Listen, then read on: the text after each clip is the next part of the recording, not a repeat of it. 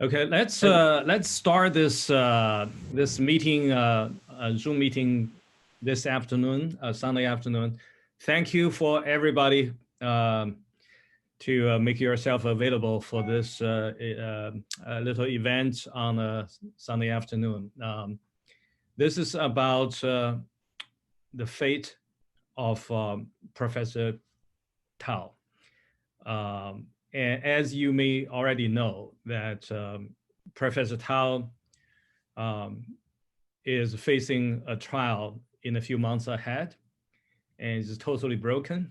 And we are doing everything we can, starting with the GoFundMe and WeChat, to raise funds to make sure he could go to trial for his innocence. Now, this afternoon, we have invited Peng Hong, which is Professor Tao's wife, and also the defense lawyer for Professor Tao, Peter Zeidenberg, whom many of you already know, was also the defense lawyer for Sherry Chen and Xiaoxing Xi. And by the way, Xiaoxing might be able to join us very quickly sometime during this hour. And if he does show up, we will let him say a few words. I would just want to give everybody an update. This is the second day into our fundraising drive, primarily on GoFundMe. And I know some of you have sent some check to the defense fund. At this point, we are getting very close, fast approaching $180,000, which is amazing. It's unbelievable. I have never seen it. I have never done anything like this. So we have $180,000 almost there. And I expect by the midnight tonight, we could reach $200,000, which is halfway through our goal, which is set at $400,000. At the same time, what is really amazing is, as you all know, that Chen Gang, Professor Chen at MIT was arrested with a lot of similar charges as Professor Tao has. Their family has started a fundraiser on GoFundMe a few days earlier than us. They have raised $380,000. Again, thank you so much for everything you have done for Professor Tao. I'll let Professor Tao's wife, Peng Hong, say a few words about her family and her situations. She will probably speak mostly Chinese or mixed, whatever, Peng Hong, whatever you feel comfortable. And after that, the defense lawyer, Peter Zeidenberg, will tell us some aspect of this case in legal terms. Thanks. Thank you. 首先我真的是非常感谢各位朋友对 Franklin 案子的关注和对我们家的真的是非常慷慨的 donation。说实话，作为在美的华人的一员，我们真的是感到非常的荣幸。虽然在过去的18个月里，我们真的是经历着难以用语言描述的惊恐和痛苦，但是你们大家对我们的大力支持，让我们知道我们真的是不是在孤身作战，我们真的也觉得我们是非常的幸运，我们背后有你们大家的支持。我们 Franklin 和我们真的是一直都要坚持要把官司打下去。现在大家对我们的支持更是坚定我们的信心，我们一定要把官司打下去，一直到打赢。真非常感谢，非常感谢大家。这里我也真的是特别感谢 UCA 的成员，感谢薛老师和薛老师的同事们对我们的大力支持。我先简单的介绍一下我先生。Franklin 是出生在中国重庆，他其实从小是在农村长大，在中国取得了硕士学位，然后2002年我们来到美国，他在 Princeton 大学攻读博士，然后06年博士毕业以后到 UC Berkeley 做 postdoc，然后2010年，嗯2010年，在 Notre Dame 开始，University of Notre Dame 就圣母大学做助理教授。2014年的时候，University of Kansas recruit 他，就是提前给他tenure 的 associate professor， 就是终身教职有 title 的终身教职，所以当时就决定搬到那个 University of Kansas。然后他其实，在他们系里的话，他一直是出成果最多的教授之一，而且他每年发表的文章的数量的话，是远远的超过他的同事们。真的，我的先生是一个，就是工作非常非常努力，就是 devote 到 science，他就真的不管在哪个地方，他都是勤勤恳恳的工作，真的都是工作最努力的一个人。我们从来都没有想到这样的事情会发生在他身上，会发生在我们的家里。2019年8月20号是我们家孩子上高中的第一天，然后送完他们去学校，大概9点钟的样子，就听到梆梆梆打门的声音，当时就特别，就是也很奇怪。后来我就跑下门去一开门，然后一大堆的 FBI 到我们家就开始搜查。我觉得以前都觉得这个只是在电影里面见过，但是突然这一次自己变成主角了，那种惊恐真的是用语言难以描述。然后我在自己的家里，我哪儿也不能去，然后我所到的所有的地方，那个 FBI 都会跟着我。后来他们把我们家里所有的计算机、所有的 iPad、所有的移动电话全部都拿走了。这是我们家孩子高中开学的第一天，然后回来家里一片狼藉，什么东西都没有。作为妈妈，我也只能安慰他们，跟他们讲：你们知道爸爸是怎么工作的，我们大家都知道爸爸是什么样的人。我们相信他们一定是有误会，但是没想到第二天下午，然后 FBI 的话。然后又是一阵咚咚咚的敲门声，然后我跑下去开门，然后都是 FBI 带着枪，然后他们就把我先生带走了。真的那个时候你就看着你的家人，看着你的亲人，觉得这么无助的，你有什么办法都做不了，然后就看着他们把他带走，你觉得他哪里做错了？他真的工作那么努力，难道就因为工作努力就错了吗？他怎么也不应该这样的，被人家这样的对待。我当时真的一个人在家里，我觉得不幸中的万幸是因为我们家孩子至少还没看到他爸爸被带走的那一幕，太让人难受了。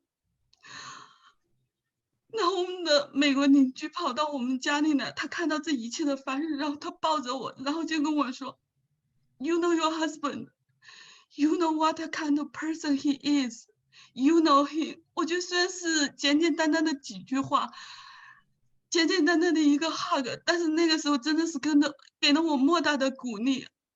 我觉得尽管我是六神无主，不知道该怎么办，但是那种鼓励让我觉得我不管怎么样，我觉得我必须得支撑下去，为了我先生，为了我们这个家，为了我们的孩子。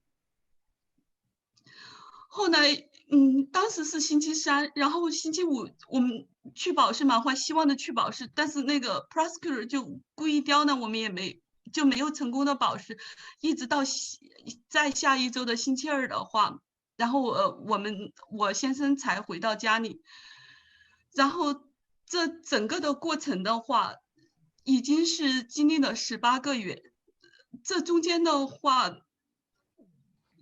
有朋友在这个事情刚刚开始的时候和中间都有朋友提起来说，让我们就是可以建一个 GoFundMe 嘛。我们一直觉得我们就是自己可以能解决，我们尽量的还是不要麻烦大家。真的是到我们现在真的是所有的 resource 全部都用完了，我们可以借钱的地方全部都借光了，真的是没有办法。特别特别感动，我觉得我们就是华人社区对我们这么大的支持，我们真的是特别特别感动。这18个月走过来走过来真的是不容易。我已经就是 travel 的半的，我能找到的工作我就做，我可以去多做的我就尽量的去多做。我做3份工作，有的时候我又连续工作24个小时，我开车的时候我都好想睡觉。我走到路上，我就停下车来，然后让自己吹一阵冷风，或者找一个卫生间可以弄一点冷水，让我自己可以醒过来。我是觉得我不能倒下去。有的时候工作出来的时候，觉得特别委屈，然后坐在车里哭，我也不敢回家，当着我先生，当着我孩子哭。我觉得我都得支撑着我们家里这么走，如果我自己倒下去了，我就觉得我们这个家就不知道怎么乱了。这次真的是非常非常感谢大家，而且这18个月我就陪着我先生这么一直走过来的话，真的是觉得有好几次我们都觉得是满怀希望的，觉得这么荒谬、这么无理的控诉的话，肯定是能被 dismiss 掉，肯定是会被 dismiss 掉，但是就能这么的不公平，那我们现在就得要 face 到 trial 的一步。所以跟我们的感觉就是，这18个月我陪着我先生一直这么走过来，就觉得这个我们一定要坚持打下去。真的，不光是为了 Franklin，为了我们这个家，我们得要赢这个官司。真的是为了华人社区，为了整个我们华人的群体，我们都觉得要赢这个官司。这里边太多太多的不公平，太多太多的委屈。我还记得以前奚小新教授讲过一段话，就是这样的事情没发生在你身上的时候，你永远都觉得这个是别人的事情；一旦这样的事情发生在你身上，你就真的是深有体会。这样的事情不光是你的事情，是真的我们整个社区的事情。我觉得我们现在身临其中，就是这样的体会特别特别深。所以真的我们都觉得我们都有这个义务，都要去打赢这个官司。所以真的是非常非常感谢大家对我们家 Franklin 对我们家的大力的支持，真的是感谢大家，谢谢。Thanks, Peng Hong. Really, well, I can only imagine what went through your whole family. And I'm glad finally our community showed up. If I can quote我 most respected 冯校长冯大全先生的一句话，冯先生说：“I have been here ever since in America ever since 1964. I have never seen Chinese American community this much supportive of our own.” 他说这话也是非常非常touch my heart too. And I can also say that in 1992, when we lobbied the Congress to pass the Chinese Student Protection Bill, which benefited about 80,000 Chinese Americans. And we put out an advertising saying, we're broke, we worked 3 years on this, it's now finally passed. If you are one of those beneficiaries, please make a donation. I just want to share with you that, you know how much we got? We got less than $3,000 for 80,000 people. Well, you know, what you can see today, the big change, whatever we have, the complaint about our community being not, you know, active enough, not engaging enough, we have come a long way, and we have made a lot of progress in especially last few years. Although we have a long way to go in this case, even if we have reached $200,000 halfway mark sometime, maybe tomorrow, we still have another halfway to go. So let's keep it up. Next, and by the way, Xiaoxing, she's wife is here with us too. Maybe Li Qi, if you would like to share a few words, that's you're welcome. Next, I would ask the defense lawyer, Peter, a good friend of our community. He's probably more known than many of others for his wonderful, amazing job he has done in defending Chinese American scientists. Peter? Thanks, Haipei, and thanks everybody for jumping on this call on short notice on a Sunday evening and for helping Franklin and his family in their time of need. And as a result, China Initiative, people all over the country, scientists, Chinese American scientists, are being targeted for what amounts to little more than paperwork errors in their disclosure agreements with their university or in grant applications. And, you know, it's important to understand that for many, many years, the universities have encouraged and rewarded professors who had connections internationally and with China, because it was a sign that their scientists were world renowned and they had connections. And there was not only nothing to hide about that, it was something that the universities touted. And it's gone from that to treating it as inherently suspect and improper. And the same goes for the 1,000 Talent programs and other talent programs. At one time, it was a badge of distinction and honor for professors to be affiliated. And all of a sudden, that has changed. And universities and the Department of Justice are retroactively applying a new standard to conduct which previously had nobody had questioned.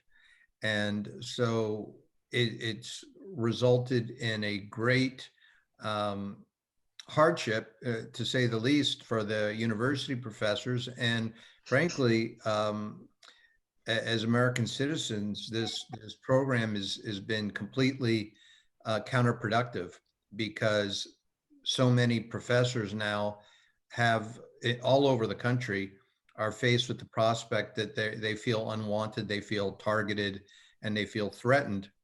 And so as a result, they end up going back to China to study and to do research, which is the exact opposite of what the China Initiative is meant to designed to prevent.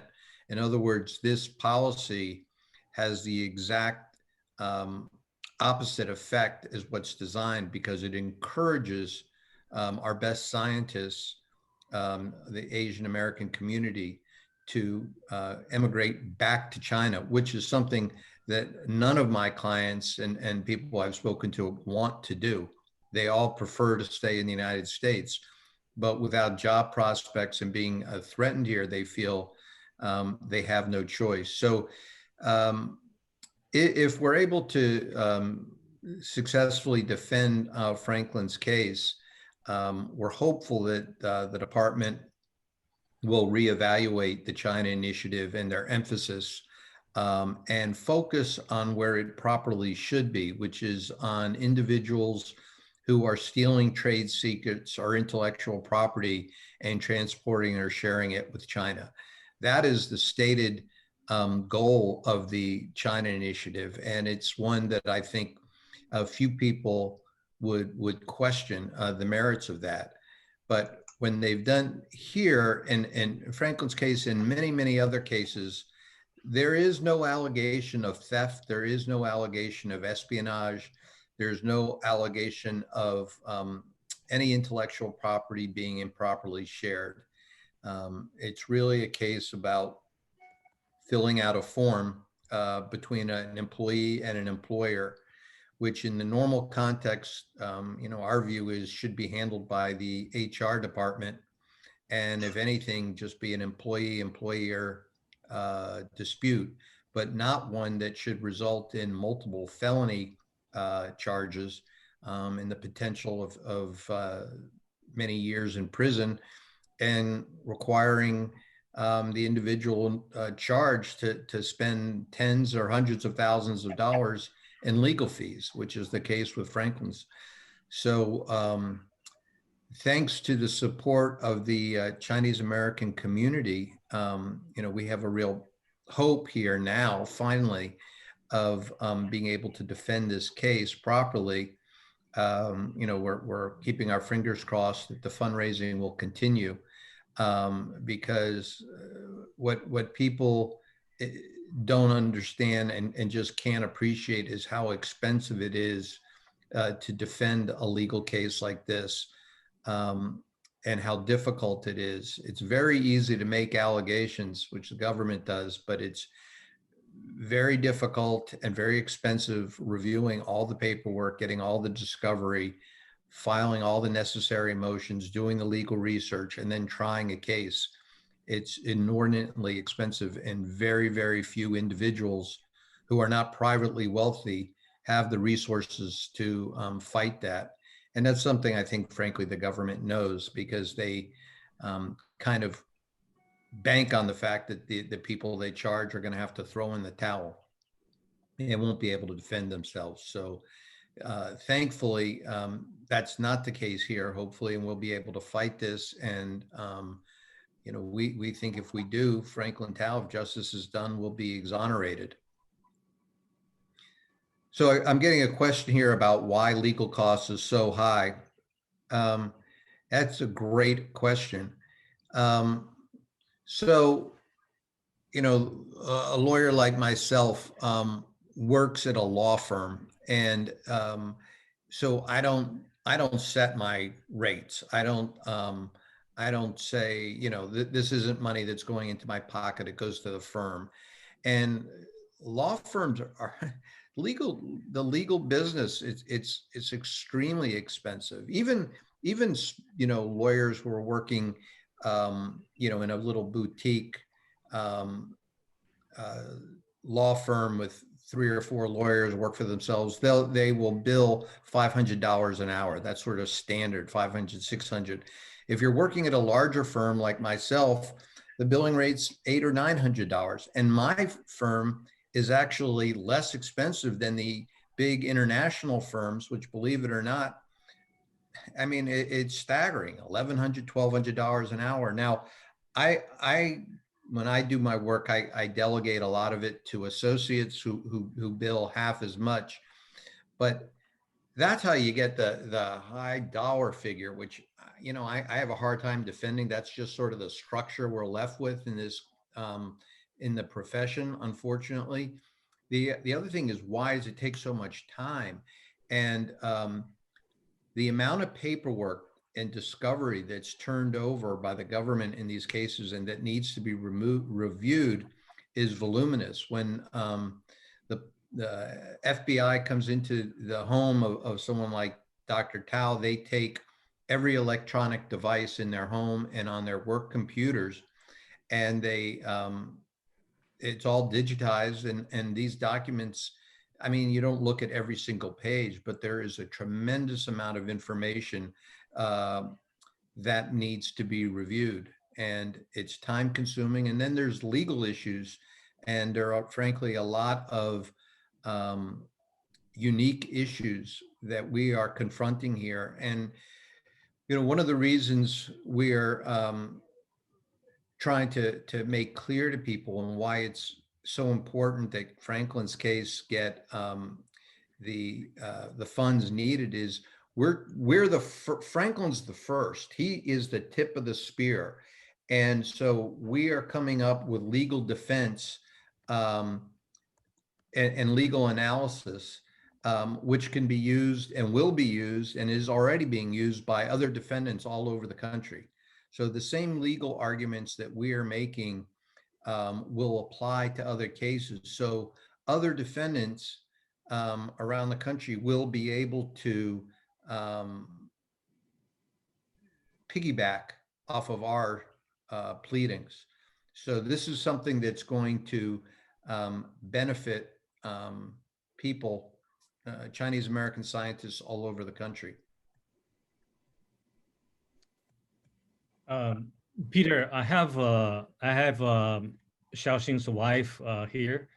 I just ask, yeah, also Professor Lee, ask Professor Lee to say a few words on behalf of Xiaoxing and her family. Li Qi, please. Hi, everyone. Yeah, this is, my name is Li Qi, and hi, Peter and Taipei, and hi, everyone that we have met in the past 5 years. It's really heartbroken for me to see Hong and her family, Frank, are in this situation. But unfortunately, there have been many cases, some you may know, some you don't know, that is in similar situations that my family have experienced in 2015. So it is really, my heartbeat goes up very quickly when I hear any new cases or somebody called us that they were investigated for, different reasons. If I just say a few words about Xiaoxing's case, so in 2015, we have no idea, any prior knowledge or anything that in the early morning we were all sleeping. There's a big bang of the door, just like a Hong's case, that my husband rushed to open the door without even dressed up. We were all actually sleeping. That fully armed agent, big group come in, and then really we were literally wake up at a gunpoint, including my daughters. The younger daughter at the time was 12. So we all raise hand, go pass through this gunpoint to stay in one area, and my husband was then arrested. We just sort of saw him at the door and he was taken away. So, so as you may know, he was accused at the end to discuss some information about a heater. Heater is something you just heat up something in research. You need to heat up materials often. And he never discussed that particular heater with anybody in China. It's not something as a scientist, heater is really a minimum things you use in the lab. Typically, it's not something that's a big issues or you discuss that. It's not really something particularly known. It's already published in the public domains. So it was really a shock something like this happened. Even today, we don't know what is the cause of his case. But what I want to say is that at that time, our community are not so familiar with the governments targeting, mostly Chinese American scientists. So at that time, Haipei and one of the few group of Committee 100 was the few group that actually provided support, but most of other people were very scared. They would think something you must have done wrong, so that otherwise why you were you got arrested, right? So I'm very glad that the community finally start to realize there are these completely unjust legal issues going on in the Chinese American communities. And I'm glad to see many people have donated fund for Frank's defense. And we hope there will be more and more people aware of the situation that can participate it's not just for a single person, it's really for our whole communities. You never know what will be the next person. I think many of the people who in the last year or so get caught up never thought about they would be the one who could get into this type of trouble. And so that's the situation. You really don't know who will be the next person. And most people really don't know that they have done anything wrong. In my husband's case, he still does not know what exactly he did wrong that triggered this investigation. So, so what I want to say is really thanks for the community who now can provide support to Frank and their families, and hopefully they can win the case, and wish them good luck. And also for home, you're not alone. We have a lot of people here to support you to all the way to the end. Thank you, everyone. Thank you, Li Qi, and please give our regards to Xiaoxing, and he has been doing amazing work getting this issue known by the scientific community and broader public. It's he's really our man for doing that on the front line these days. Yeah. Today we are just halfway through our fundraising for Franklin Tao. So let me say this. I want to tell you one thing. We have a legal defense fund for Franklin Tao. We didn't send money directly to Franklin Tao's personal banking account and others. The reason for that is that we want to have a very fair, transparent, and legit use of every penny we have raised. So that defense fund will be advised by a board of trustable and reputable Chinese Americans in our community who provide guidance as to how we can best spend those money. So rest assured that every penny, again, will be used purely for legal defense and nothing else. And we have a mechanism set up for guaranteeing that. I would like to ask everybody here today, when you go back, when this is over, please help him. There's something you can do. Things like, go to your WeChat and share that with WeChat groups. Say a few words on your WeChat. Put in your WeChat 朋友圈, right? Your friend circle. I find that very effective. Or your email list. There are many ways that you can help a little bit, and you never know that your little posting and sharing can hit somebody who might donate $5,000 or $10,000. So let's all work a little bit on that, and we will get to $400,000 for this.